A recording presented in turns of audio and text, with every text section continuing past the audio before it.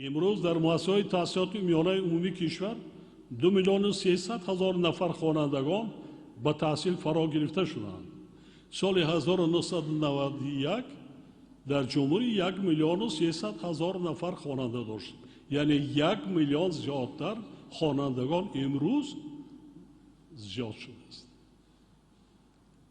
اینچنین اگر تا سال 1991 یعنی در 70 سال زمان گذشته در مملکت همگی 2862 مؤسسه و انشاءات تندرستی با 52,800 نفر کارمند فعالیت داشته باشد، پس در دوران صاحب استقلالی خصوصا در 25 سال اخیر 2827 مؤسسه و انشاءات تندرستی ساخته به استفاده داده شده است.